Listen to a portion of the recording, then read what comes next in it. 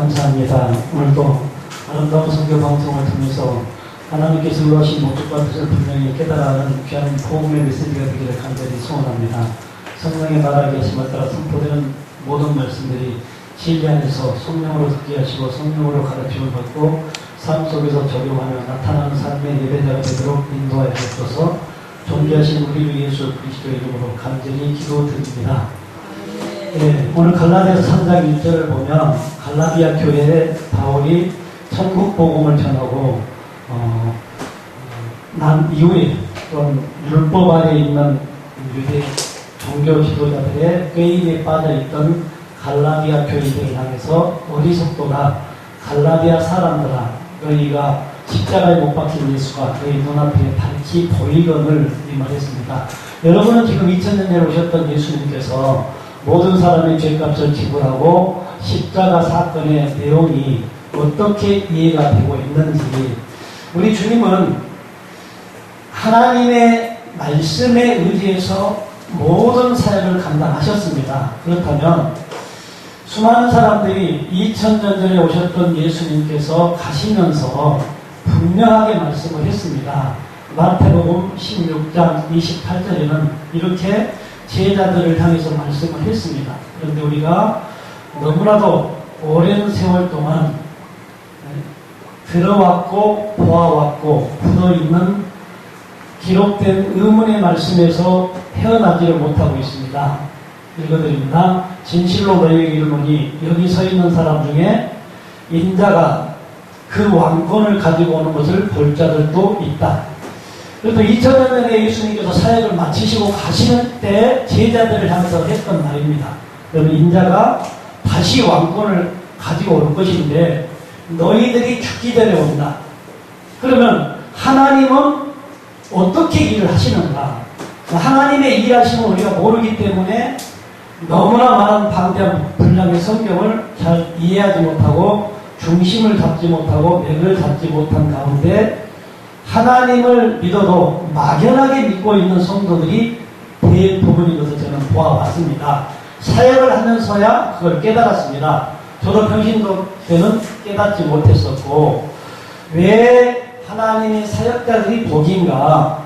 하나님은 성경을 통해서 복은 영생이라고 말씀하셨고 영생은 영원한 생명, 당신의 생명을 우리에게 주겠다는 약속으로 말씀을 이어가는데 모든 우리가 사는 세상 속에서는 보이는 것이 있고 그림자가 있는데 성경은 그림자, 설계도 보면 그림자를 보여주고 실체를 드러냅니다. 그래서 우리가 성경을 통해서 하나님께서 의도하신 목적과 뜻을 깨닫지 못하고 성경을 본다면 하나님이 의도하신 목적을 발견할 수가 없습니다. 그럼 성경을 볼 때 우리가 출애굽기 34장 27절의 말씀을 기초로 두고 출애굽기 34장 27절에 이런 말씀이 있죠. 여호와께서 모세에게 이르시되 너는 이 말들을 기록하라.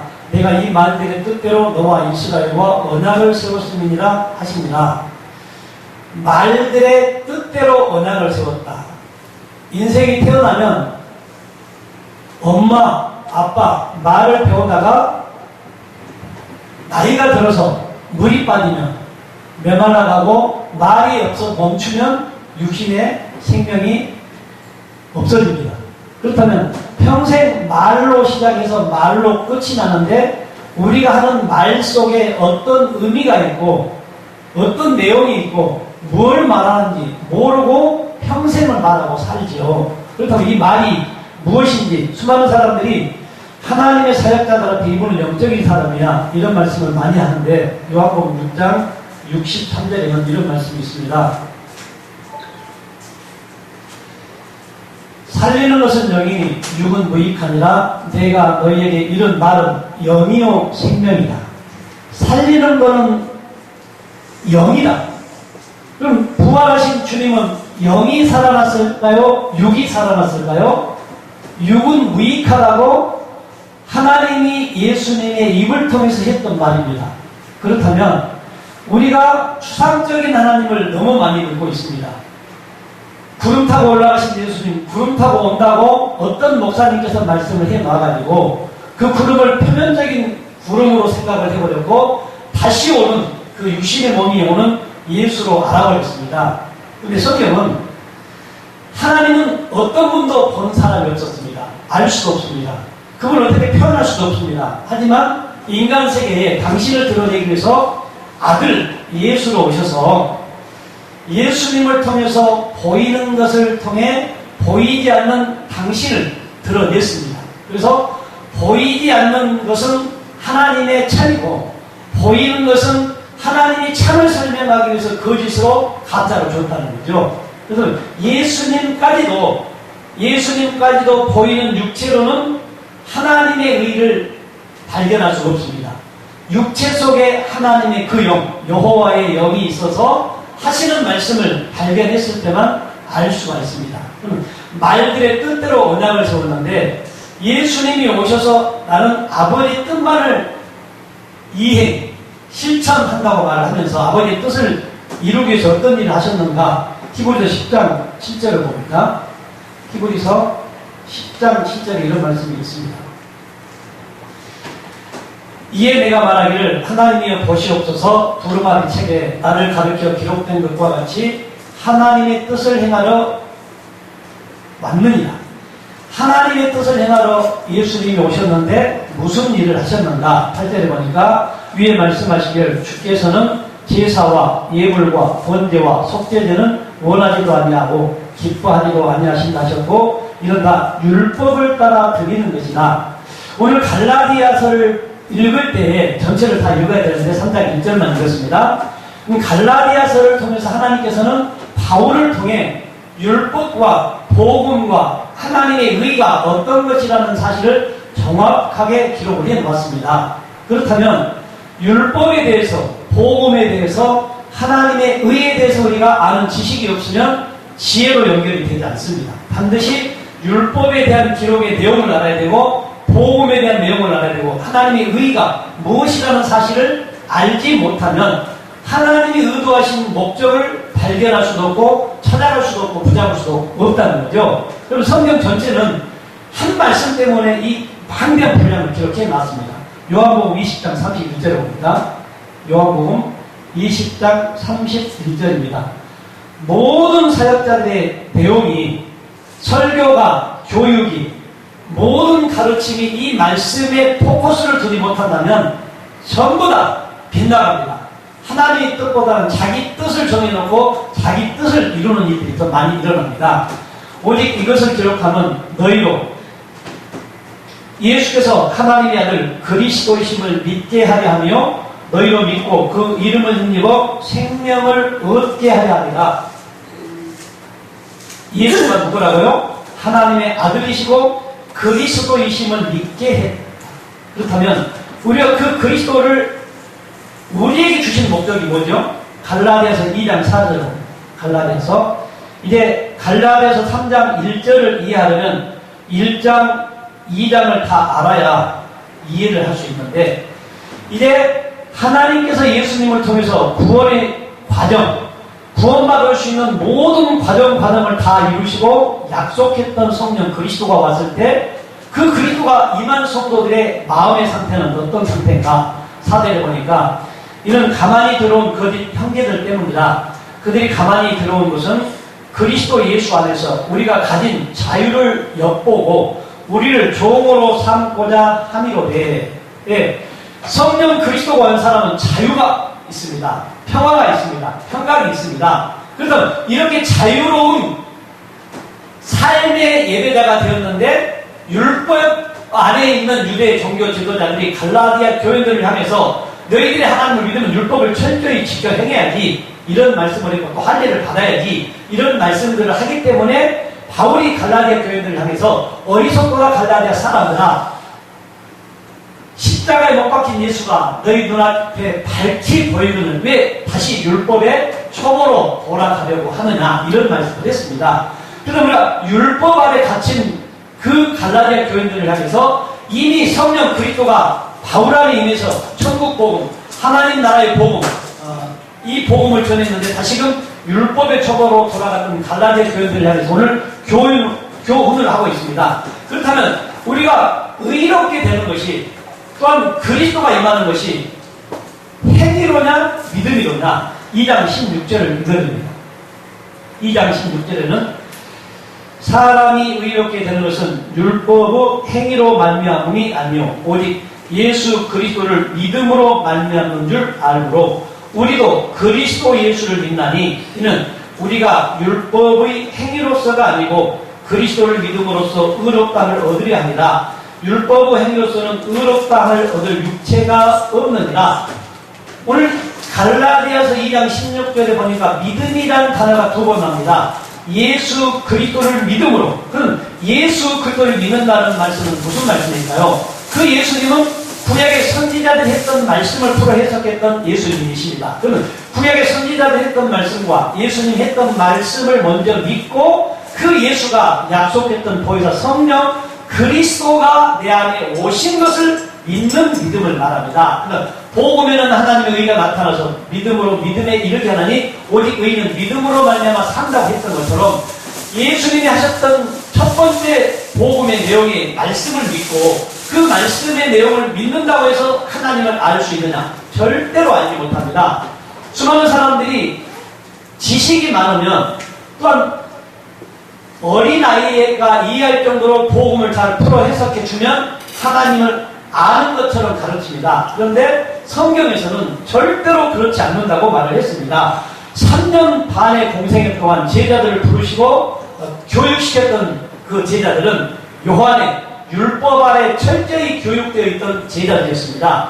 요한의 제자들을 부르시고 그 율법 아래 있는 제자들이 복음 안에 복음이신 그리스도가 오니까 그 나를 따르라 했을 때 한마디 거절도 하고 다 따릅니다. 그렇다면 오늘날 한국 모든 교회들이 아직 본인들은 율법의 복음을 전하고 있는데 이 진리의 복음을 전하는 사역자가 있으면 본인이 깨닫지 못한 부분을 깨달을 수 있도록 보내줘야 맞는 내용입니다. 그렇다면 이 시대가 어떤 상태에 머물러 있는가? 사도행전 18장 24절에 보면 그 당시에 유명했던 아볼로가 나옵니다.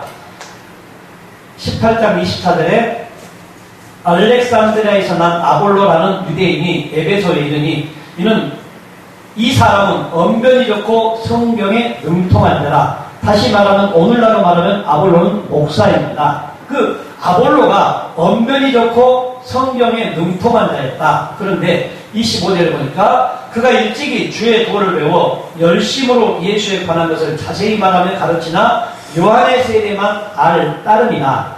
여러분이 지금 이 시간 방송을 듣는 모든 분들이 예수에 관한 것과 요한의 세례에 대한 지식으로 충만해 있으니까 그렇다면 오늘 아볼로를 통해서 깨달음이 그 청취자들 앞에 이제 성도들 앞에 아볼로가 설교를 했는데 이제 그 다음에 듣고 있던 성도가 나타났습니다. 그가 회당에서 담대히 말하기 시작하거늘 브리스길라와 아볼라가 듣고 데려다가 하나님의 도를 더 정확하게 풀어 이르더라. 예, 아볼로가 예수에 관한 얘기와 요한의 세례만 가르쳤는데 그 듣고 있던 청중 가운데 브리스길라와 아볼라는 집사였습니다. 그 집사가 듣고 데려다가 목사인 아볼로에게 하나님의 도를 더 정확하게 풀어 이르렀다. 그래서 오늘날 수많은 사역자들이 이제 성령이 임하면 일반이 됩니다. 높고 낮음이 없습니다. 그리스도가 머리고 그리스도로 옷 입고 우리는 지체로서 예수님은 포도나무 우리는 가지 일하는 분 하나님.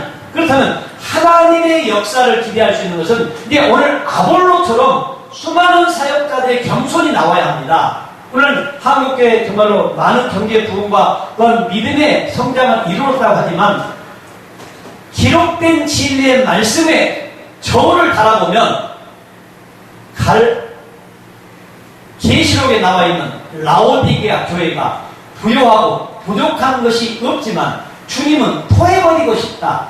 이런 교회들로 거의 전락해 있습니다. 그렇다면 우리가 너무나 오랜 세월 동안 율법을 들어왔고 율법을 배워왔는데 오늘 갈라디아 교회들처럼 바울을 통해서 천국 복음, 하나님의 나라의 복음, 성전된 복음을 듣고 자유를 얻었는데 그 자유를 뺏어가려고 다시 율법 아래 율법을 가르쳐서 할 일을 행하게 하고 모든 의식을 치르게 하는 이런 것들을 하게 하는 그들을 향해서 어리석도다 말을 했습니다. 그럼 그리스도가 임한 존재들에게는 이미 하나님의 실체죠. 성령 그리스도는 성령은 아버지 깊은 걸 통달한 분이시고 모든 것 주시고 우리를 통해서 당신의 일을 하겠다는 예언을 이미 하셨습니다. 그 말씀은 이거 끝까지 넘어가겠습니다. 여기 이제 브리스길라와 아굴라가 아볼로를 데려다가 하나님의 도를 더 정확히 풀어 이룬 다음에 아볼로가 듣고 난 다음에 아가야로 건너가고자 하므로 형제들이 그를 격려하며 제자들에게 편지를 써 영접하라 하였더니 그가 가매 은혜로 말미암아 믿는 자들에게 많은 유익을 주니 예수에 관한 얘기와 요한의 세례만 전했을 때는 유익을 끼치지 못했던 아볼로가 브리스길라와 아굴라로부터 하나님의 도를 더 정확하게 깨달아 안 이후에 아볼로가 아가야로 갈 때에 이제 브리스길라와 아굴라가 아가야에 많은 친분이 있었던가 봐요. 아볼로가 가면 이 사역자를 영접하라. 그리고 그 사역자로 인해서 말씀을 받으라. 했을 때 이 복음을 그가 아가야에 가서 복음을 전했을 때 많은 유익을 줬다. 어떤 복음을 전했길래? 28절에 보니까 이는 성경으로서 예수는 그리스도라고 증언하여 공중 앞에서 힘있게 유대인의 말을 이기미더라.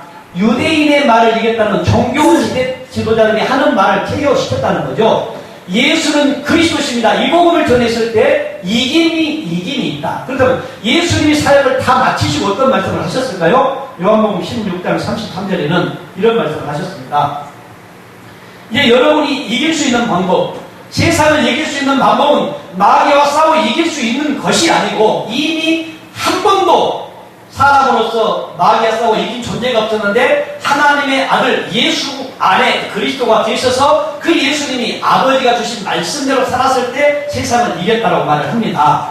이것을 너희에게 이루는 것은 너희로 내 안에서 평안을 누리게 하려 합니다. 세상에서는 너희가 환난을 당하나 담대하라. 내가 세상을 이겼노라. 예수님만이 세상을 이겼고 예수님이 다시 보내주겠다고 하신 약속된 성령 그리스도가 내 안에 계셔서 그리스도의 중심으로 사는 존재만 하나님이 이 땅을 살 때 이기도록 만들어 주시는 거죠. 우리는 다시 마귀와 싸우는 존재가 아니고 이미 이겨놓으신 예수 그리스도 안에 있으면 그 그리스도로 말미암아 살기 때문에 다 이기는 삶을 살 수 있고 자유의 삶을 살 수 있고 평강의 삶을 살 수 있고 행복한 삶을 살 수 있는 거죠. 오늘도 찬양 특성을 하셨는데 언제 다시 오실 주님이 아니고 이미 2000년 전에 가신 예수님은 제자들이 죽기 전에 다시 오셨습니다. 그래서 이제 가사의 내용을 다시 오신 주님, 이 오신 주님으로 바꿔 부르시기를 바랍니다. 그래야 성경이 성립이 됩니다. 왜? 수많은 사람들이 그 시대에 나 여호와는 에스겔 12장 25절을 봅니다. 에스겔 12장 25절은 하나님은 이렇게밖에 일을 하지 않습니다. 그러므로 그분이 했던 말에 중심을 잡지 못하면 하나도 그분이 의도하신 목적의 길을 걸어갈 수 없게 됩니다. 나는 여호와다. 내가 말하리니 내가 하는 말이 다시는 더디지 아니하고 응하리라. 반역하는 족속이여 내가 너희 생전에 말하고 이루리라. 나 주 여호와의 말이니라 하셨다 하라. 말하고 이루신 여호와. 그럼 그분은 말하지 않고는 절대로 일하지 않습니다. 에스겔 36장 14절에는 이런 말씀을 기록하고 있습니다. 24절에는 이런 말씀을 기록하고 있습니다. 에스겔 37장 14절.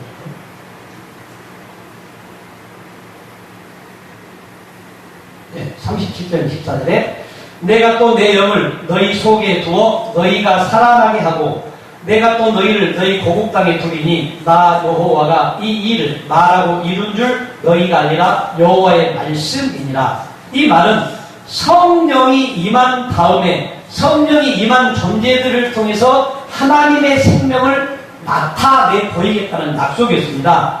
이사야를 통해서도 이 말씀을 했습니다. 이사야 43장 4절에는 이미 하나님은 말하고 이루는 일을 하시는데 누구를 통해 일하겠다고 말씀을 선언하셨는지 내가 내 눈에 보배롭고 존귀하며 내가 너를 사랑하였은즉 내 대신 사람들을 내어주며 백성들이 내 생명을 대신하리니 보이지 않는 하나님의 생명을 백성들을 부르시고 백성들 안에 새 언약의 내용, 말씀을 집어넣으시고 성령의 역사로 그 그리스도가 임한 존재들을 통해서 당신의 생명을 드러내겠다는 이사야의 예언이 언제 이루어지는가? 14절에 보니까 이런 말씀이 있습니다. 10절에 보니까 나 여호와가 말하노라 너희는 나의 증인 나의 종으로 택함을 입었나니 이는 너희가 나를 알고 믿으며 내가 그인 줄 깨닫게 하자 함이라. 나의 전에 지음을 힘이 없었느니라 나의 후에도 없으리라. 근데 주님이 약속했던 성령은 언제 임하느냐? 주님이 가신 다음에 임합니다. 주님이 가시고 나서 제자들에게 바로 임했기 때문에 나 여호와는 말하고 이룬다. 그 그리스도는 다시 우리말로는 재림이라는 단어가 우리 성경의 구격으로 한 번이 기록이 되지 않았습니다. 두 번째 온다, 강림한다 이런 말은 있습니다. 한 번으로는 재림이 있어요. 그렇지만 우리 글로는 재림이라는 단어가 한 번도 나오지 않습니다. 성경에. 근데 우리는 재림을 말하고 있습니다. 그런데 성경에 기록된 말씀에 가감하면 네 생명체로 네 이름을 제해버리겠다고 약속을 했는데 기록되지 않는 말을 하면 안 되겠죠. 다시 오신다, 두 번째 오신다, 강림하신다. 아버지로 가신 분이 아버지와 아들로 우리를 성전 삼고 우리 안에 오셔서 예수님과 똑같은 사역을 시키겠다는 것이 성경의 전부입니다. 그러면 우리가 알고 있는 믿음, 지금 다시 오실 주님을 우리가 기다리면 그 사람은 지금 구원받지 못한 상태가 되어버립니다. 왜냐하면 히브리서 9장 28절에 이렇게 기록하고 있습니다. 히브리서 9장 28절에는 이와 같이 그리스도도 많은 사람의 죄를 담당하시려고 단번에 들이신 바 되셨고 구원에 이르게 하기 위하여 죄와 상관없이 자기를 바라는 자들에게 두 번째 나타나시리라. 하나님은 죄와 상관없이 두 번째 나타난다. 보이지 않는 하나님이 말씀이 육신이 되어 예수로 나타나는 것이 인카네이션 성육신의 사건이라면 여러분 자신 한 분 한 분이 성육신의 경험을 하지 못하면 거룩한 하나님이신 분이 우리 안에 오신 경험을 하지 못하면 아직 오셨다고 느끼지 못하고 기다린다면 그 사람은 평생 구원받지 못하고 갑니다. 십자가 사건을 통해서 자신을 들이신 바 되셨고 구원에 이르게 하기 위하여 자기를 바라는 자들에게 죄와 상관없이 두 번째 나타나신다. 두 번째 오시겠다는 거죠. 그러면 성경은 말하고 이루기 때문에 그분이 했던 말의 약속을 우리가 믿는다면 들어왔던 유전과 전통, 율법에 기록된 말, 목사님들로부터 들어왔던 말보다 기록된 말씀을 참고해야 되겠죠. 그래서 우리가 늘 우리 목사님 물으셨는데 주석보다 성경에 의한 책, 성경을 위한 책보다 성경을 중심으로 기도하면 성령은 가르치십니다. 왜냐하면 요한복음 14장 16절을 봅니다. 요한복음 14장 16절에는 주님이 마지막 사역을 마치고 제자들을 향해서 약속을 합니다. 내가 아버지께 구하겠으니 그가 또 다른 보혜사를 너희에게 주사 영원토록 너희와 함께 있게 하리니. 예수님 안에 계셨던 보혜사 성령이 아니고 또 다른 보혜사를 이제 또 다른 사람들 안에 주겠다는 내용입니다. 그 보혜사 성령이 오면 어떤 일을 하신다는 사실을 우리는 알아야 됩니다. 우리가 성령 해놓고 하나님의 영 해놓고 우리가 생각하는 영으로 해석을 많이 합니다. 근데 기록된 말씀대로 해석을 해줘야 됩니다. 26절에 보혜사 곧 아버지께서 내 이름으로 보내실 성령 그가 너희에게 모든 것을 가르치고 내가 너희에게 말한 모든 것을 생각나게 하시리라. 가르치는 분은 누구요? 성령. 생각나게 하는 분은 누구요? 성령. 예수 시대에도 그래서 제자들이 주님이 십자가를 지실 때 깨닫지 못하고 생각하지 못했기 때문에 다 도망을 갑니다. 그리고 주님이 부활하셔서 요한복음 20장 21절에 이런 말 합니다. 제자들을 향해서 이런 말씀을 합니다. 예수께서 또 이르시되 너희에게 평강이 있을지어다. 아버지께서 나를 보내신 것 같이 나도 너희를 보내노라. 아버지가 예수님을 보냈고 이제 예수님의 입을 통해서 예수님 안에 아버지가 주신 말씀을 예수님을 통해서 말씀을 했는데 제자들을 향해서 평강이 있을지어다 평강을 말했습니다. 그리고 이 말씀을 하시고 그들을 향해서 숨을 내쉬며 이르시되 성령을 받으라. 네, 예수님이 가시는 시점에서 내가 너희들이 죽기 전에 왕권을 가지고 온 것을 볼 자들도 있다 말씀하시고 이제 성령으로 그들 안에 임하겠다는 약속입니다. 그렇다면 여기 서 있는 사람 중에 인자가 왕권을 가지고 온 것을 볼 자들도 있다 이 말씀을 하시고 주님은 어떤 말씀을 어떻게 내가 역사하겠다는 내용을 말씀을 하고 있습니다. 요한복음 17장 1절은 이런 말합니다.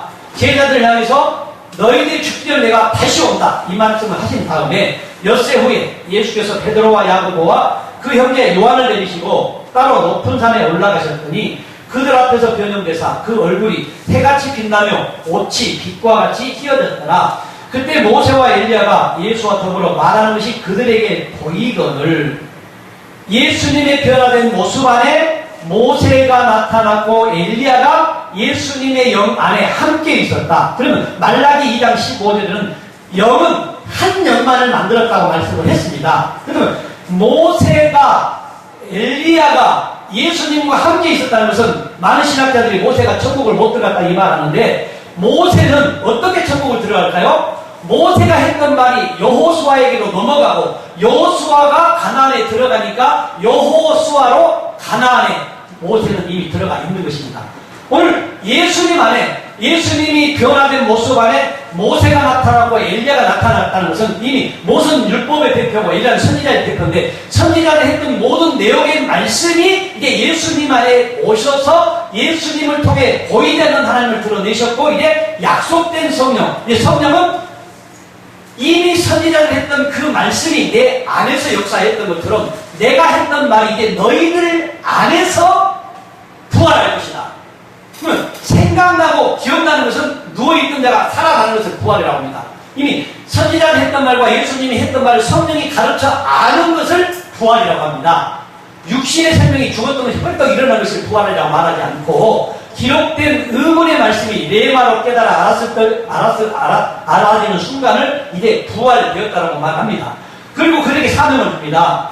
그때 베드로가 이런 고백을 합니다. 베드로가 예수께 여쭈이르되 주여 우리가 여기 있는 것이 좋사오니 만일 주께서 원하시면 내가 여기서 초막 셋을 짓되 하나는 주님을 위하여 하나는 모세를 위하여 하나는 엘리야를 위하여 하리이다.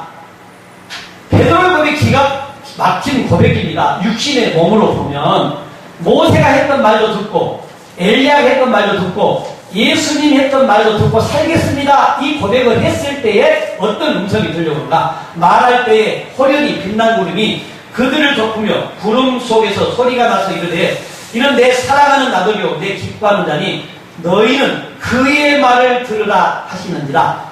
그가 성경의 키고 답입니다. 그의 말을 들으라.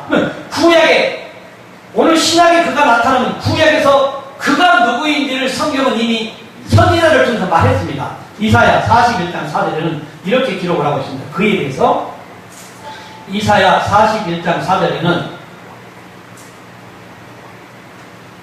이 일을 누가 행하였느냐? 누가 이루었느냐? 누가 처음부터 만대를 불러내었느냐? 나 여호와라. 처음에도 나요 나중에 있을 자에게도 내가 곧 그니라. 그가 여호와고 성령 그리스도로 온 게 우리에게 임하는 사건인데 그 성령이 임한 다음에 그 성령이 임한 다음에 이제 제자들을 향해서 어떤 숙제를 주는가를 봐야 됩니다. 요한복음 20장 23절을 봅니다. 요한복음 20장 23절에는 너희가 제자들을 향해서 성령을 받으라고 말하면서 너희가 누구의 죄든지 사하면 사하여질 것이요 누구의 죄든지 그대로 두면 그대로 있으리라 하시니라. 그렇다면 죄를 사해 주는 분이 하나님 한 분뿐이라고 하는 것이 그것이 악하다고 하나님은 말합니다. 이제 죄를 사해 주는 것은 성령이 임한 모든 제자들을 비롯해서 여러분들이 지금 이 시대에 죄를 사해 줄 수 있는 일들을 해야 된다는 말입니다. 그러면 이 죄를 어떻게 사해 줄까요? 요한복음 15장 3절은 이렇게 기록을 하고 있습니다. 죄를 사해 주는 것, 내가 친구들에게 우리가 생각하는 도덕 윤리적인 죄를 사해 주는 것처럼 말하는데 그게 아니고 너희는 내가 일러준 말로 이미 깨끗하여졌으니 선지자들이 했던 말을 예수님이 다시 풀어 해석해 주었고 그 해석해준 말이 깨달음이 왔을 때 말로 깨끗해졌다. 성경은 말의 역사입니다. 말하고 이루는 역사인데 기록된 말씀이 이루어지는 것은 이제 제자들을 향해서 우리에게까지 왔고 오늘 본문 1절을 다시 한번 내가 돌아가 봅니다. 갈라디아 3장 1절에 이런 말씀 속에 우리가 비밀을 찾아내야 됩니다. 어리석도다 갈라디아 사람들아 예수 그리스도께서 십자가에 못 박히신 것이 너희 눈앞에 밝히 보이거늘 누가 너희를 깨더냐 내가 너희에게서 다만 이것을 알려 하노니 너희가 성령을 받은 것이 율법의 행위로냐 혹은 듣고 믿음으로냐. 여러분들 성령 받으셨습니까? 믿음으로 받으셨습니까? 행위로 받으셨습니까? 수많은 사람들이 믿음으로 의롭게 되었다고 하면서 당신은 그러면 지난 주간에 죄를 짓지 않았어? 이렇게 묻습니다. 그래서 우리가 그 죄에 대한 민감함이 있습니다. 2장 18절로 갈라디아 2장 18절에는 이런 말씀을 했습니다. 너무 많은 사람들이 그 죄에 대한 문제를 해결하지 못하는데 이제 17절에는 만일 우리가 그리스도 안에서 의롭게 되려 하다가 죄인으로 드러나면 그리스도께서 죄를 짓게 하는 자나 결코 그럴 수 없느니라. 성령이 임했다고 하면서 죄를 지었다고 말하면 그 사람은 다 거짓말장이라는 거예요. 그리고 18절에 기가 막힌 말 합니다. 내가 만일 내가 헐었던 것을 다시 세우면 내가 나를 범법한 자로 만드는 것이다. 율법을 완성시키고 허물어버렸는데 다시 율법으로 하나님을 섬기게 가르치는 자들이 있다면 예수님의 십자가 사건을 무효시켜버리고 예수님을 범죄자로 만든다는 것입니다. 19절에 내가 율법으로 말미암아 율법에 대하여 죽었나니 이는 하나님에 대하여 살려 하려 함이라. 예, 율법에 대하여 죽는 자가 하나님에 대하여 산다. 그러면 2장 20절에는 내가 그리스도와 함께 십자가에 못 박혔나니 그런데 이제는 내가 사는 것이 아니요 내 안에 그리스도께서 사시는 것이다. 이제 내가 육체 가운데 사는 것은 나를 사랑하사 나를 위하여 자기 자신을 버리신 하나님의 아들을 믿는 믿음 안에 사는 것이었다. 그러면 여러분 안에 누가 사신다고요? 부활하신 그리스도는 이제 여러분을 통해서 일하고 있다는 것입니다. 하나님은 보이지 않습니다. 하나님은 살아있는 사람들 통해서 말씀을 주고 영으로 빛으로 사랑으로 임하셔서 당신의 사랑을 드러내기를 원하십니다. 한 장 읽고 마칩니다. 오늘 처음에 읽었습니다. 첫 장에 읽었습니다. 성경의 모든 기록은 이 한 절 때문에 기록해 나왔다고 말했습니다. 다시 읽습니다. 오직 이것을 기록하면 너희로 예수께서 하나님의 아들 그리스도이심을 믿게 하려 하며 또 너희로 믿고 그 이름을 힘입어 생명을 얻게 하려 합니다. 생명 되신 그리스도 우리에게 생명을 약속했는데 그 생명은 주님이 살아계실 때 유월했던 성령 그리스도가 임했을 때 생명 되신 그리스도가 내 안에 왔을 때 생명을 얻는 것이고 그 생명 되신 그리스도가 왔다면 다시 오실 주님이 아니고 다시 오신 주님이 내게 안에 왔기 때문에 여러분이 예수 들이되고 하나님 들이되어 하나님이 허락하신 일들을 하라는 말입니다. 시편 82편에는 신들 중에 계시는 여호와 요한복음 4장 24절은 하나님은 영이시니 영과 진리로 여러분이 영적인 존재가 안 되면 하나님의 아들들이 아니면 예배를 받지 않는다는 사실입니다. 그럼 부활하신 그리스도는 여러분을 통해 일하십니다. 살아계신 주님 감사합니다. 오늘도